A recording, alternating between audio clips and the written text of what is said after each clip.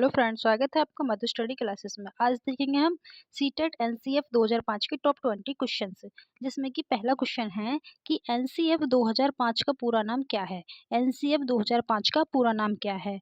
तो इसमें है नेशनल काउंसिल फ्रेमवर्क, या नेशनल करिकुलम फ्रेमवर्क, या नेशनल चाइल्ड फ्रेमवर्क, या नेशनल क्लासरूम फ्रेमवर्क।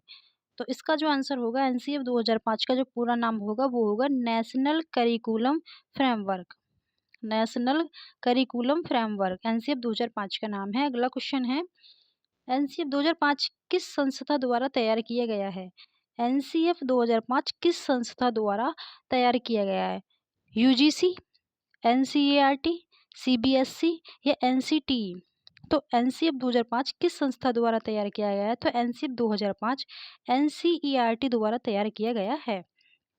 अगला क्वेश्चन है, एनसीएफ 2005 का मुख्य उद्देश्य क्या है? एनसीएफ 2005 का मुख्य उद्देश्य क्या है? केवल परीक्षा परिणाम बढ़ाना, शिक्षा को बाल केंद्रित और अर्थपूर्ण बनाना, केवल पाठ्यक्रम बढ़ाना या रटने को बढ़ावा देना। एनसीएफ 2005 का मुख्य उद्देश्य है शिक्षा को बाल केंद्रित और अर्थपूर्ण बनाना। एनसीएफ 2005 का मुख्य उद्देश्य है कि शिक्षा को बाल केंद्रित और अर्थपूर्ण बनाना। अगला क्वेश्चन है, एनसीएफ 2005 में किस प्रकार के अधिगम पर जोर दिया है? एनसीएफ 2005 में किस प्रकार के अधिगम पर जोर दिया है? रटकर सीखना, अनुभव एवं समझ आधारित सीखना, केवल लिखकर सीखना या केवल व्याख्यान। तो एनसीएफ 2005 में किस प्रकार के अधिगम पर जोर दिया गया है? तो एनसीएफ 2005 में अनुभव एवं समझ आधारित सीखने पर जोर दिया गया है कि अनुभव एवं समझ आधारित सीखने पर जोर दिया गया है। अगला क्वेश्चन है कि एनसीएफ 2005 के अनुसार बच्चों को किस रूप में देखा जाना चाहिए? एनसीएफ 2005 के अनुसार बच्चे को किस रूप में देखा जाना चाहिए? निष्क्रिय श्रोता, ज्ञान का सक्रिय निर्माता, केवल परीक्षार्थी या अनुशासन का विषय। ये कहता है कि एनसीएफ 2005 के अनुसार बच्चे को किस रूप में देखा जाना चाहिए।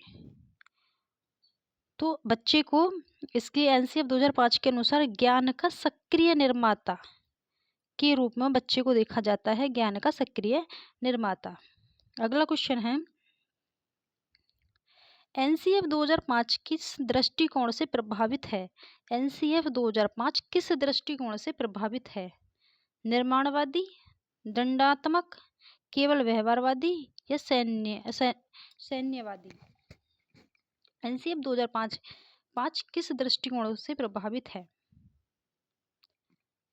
तो एनसीएफ 2005 दंडात्मक दृष्टिकोण से प्रभावित है। किससे? नहीं, केवल व्यवहारवादी।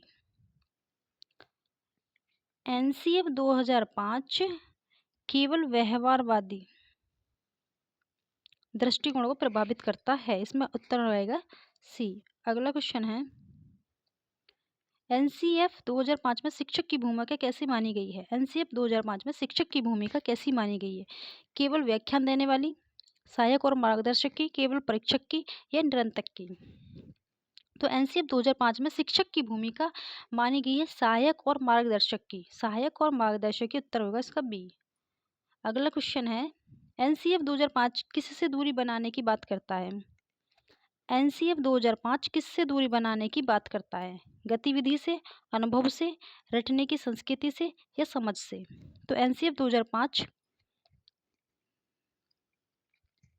रटने की संस्कृति से दूरी बनाने की बात करता है। रटने की संस्कृति से एनसीएफ 2005 रटने की संस्कृति से दूरी बनाने की बात करता है। इसमें उत्तर होगा सी। अगला क्वेश्चन है, एनसीएफ 2005 के अनुसार ज्ञान को किससे जोड़ना चाहिए? एनसीएफ 2005 के अनुसार ज्ञान को किससे जोड़ना चाहिए? केवल किताबों से या बच्चों के जीवन और अनुभवों से, केवल परीक्षा से या केवल गृह कार्य से। तो एनसीएफ 2005 के अनुसार ज्ञान को बच्चे के जीवन और अनुभव से जोड़ना चाहिए।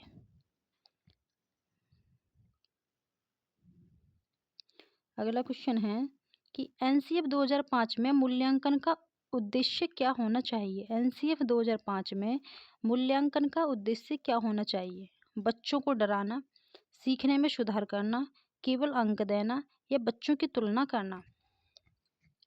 तो एनसीएफ 2005 में मूल्यांकन का उद्देश्य होना चाहिए कि बच्चे में सुधार करना। एनसीएफ कहता है कि बच्चे में सुधार करना का उद्देश्य है कि बच्चे में सुधार करना। अगला क्वेश्चन है, एनसीएफ 2005 में परीक्षा को किस प्रकार बनाने पर जोर दिया है? एनसीएफ 2005 में परीक्षा को किस प्रकार बनाने पर जोर दिया है? अधिक तनावपूर्ण, सीखने की प्रक्रिया से जुड़ी, केवल वार्षिक, केवल मौखिक?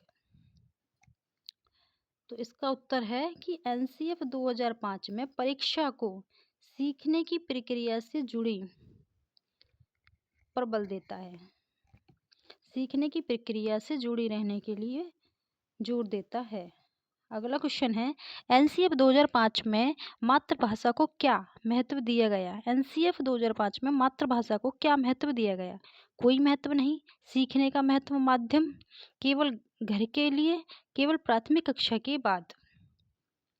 तो एनसीएफ 2005 में मातृभाषा को महत्व दिया गया है कि सीखने का महत्वपूर्ण माध्यम है। सीखने का महत्वपूर्ण माध्यम है। अगला क्वेश्चन है, बहुभाषिकता को एनसीएफ 2005 में माना गया है। बहुभाषिकता को एनसीएफ 2005 में माना गया है समस्या, समाधान, बाधा या अनावश्यक? समस्या, संसाधन, बाधा या अनावश्यक? तो एनसीएफ 2005 में बहुभाषा को संसाधन के रूप में माना गया है।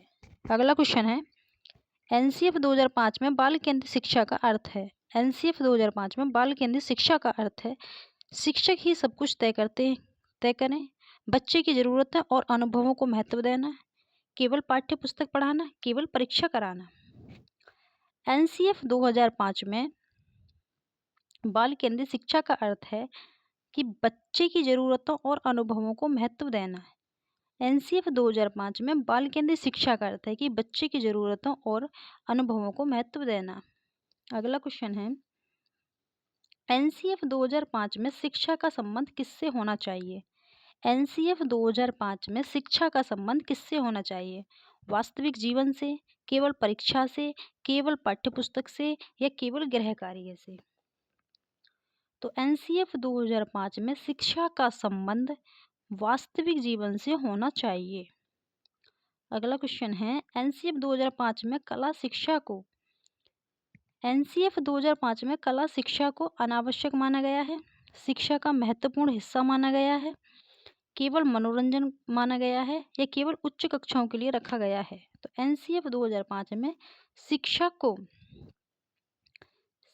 का महत्वपूर्ण हिस्सा माना गया है।